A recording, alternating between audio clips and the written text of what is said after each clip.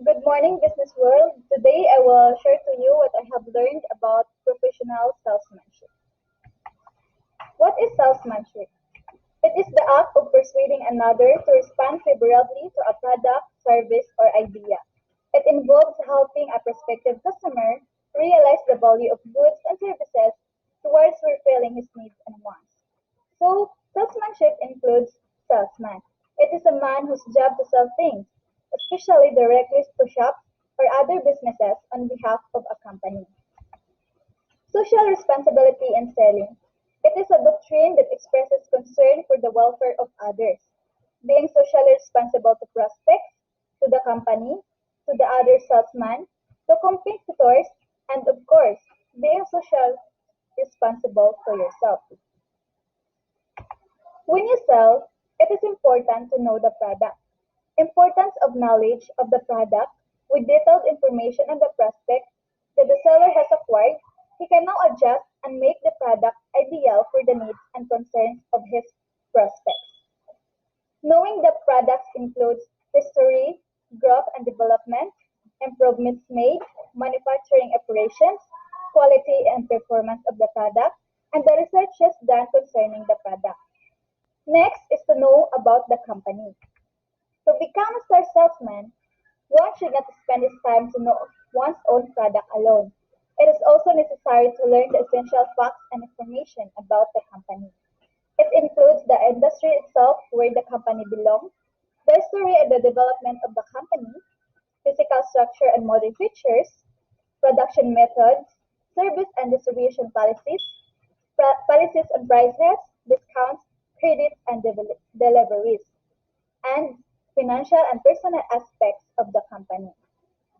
Then, importance of company knowledge. If a question is asked about the policies, strategies, and programs of the company, the salesman should respond with all intelligence. Knowing the prospect. Importance of knowing the prospect. The prospect's history data is crucial to the success of the salesman. There are different types of prospect. First, the intelligent type, the open-minded type, slow-thinking type, bargain hunter type, argumentative type, and competitive type. Then the sales process. It is the most crucial part of professional salesmanship.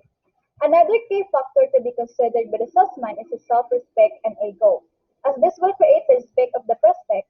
As a social being, the friendly relationships that will be formed during the sales interview will really earn the prospect sympathy for a buying decision. So, the sales process are: first, prospecting, a practice by which a salesman searches for potential prospects whose product or service and obtains some background details from this prospect to help him with his sales interview. Next, pre-approach. The salesman has not yet been able to reach his client after refining and qualifying his prospect. The approach and the method to use. It is the moment where the salesman and his prospect see each other. Sales presentation. The purpose of the presentation is to sell your product to your customers. It includes knowledge, belief, desire or need, attitude, and conviction.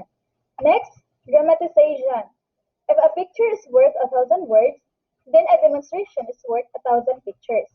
Your approach technique quickly captures your prospect's interest and immediately finds signals that the prospect has a need for your product and is ready to listen. Handling the objection. First, listen fully to the objection.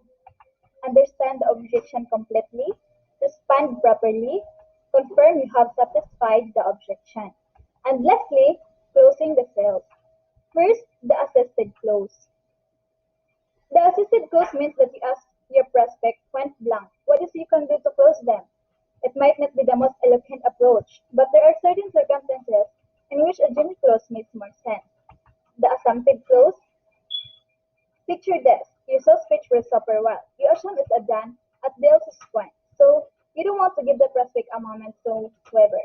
So spend time answering final questions and without missing a beat, begin to walk them through the cell as if it's already closed. The natural close. When your prospect has been in sync with your full time and you know the sales is imminent, you could use the assumptive close or you could make the transition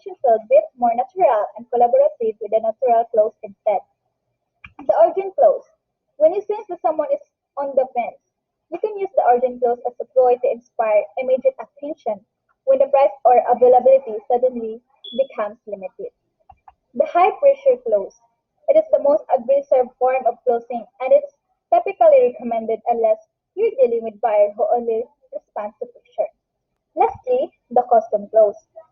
Seeing how it spends enough time talking to the prospect and studying up their needs, you could take a completely custom approach to the sale.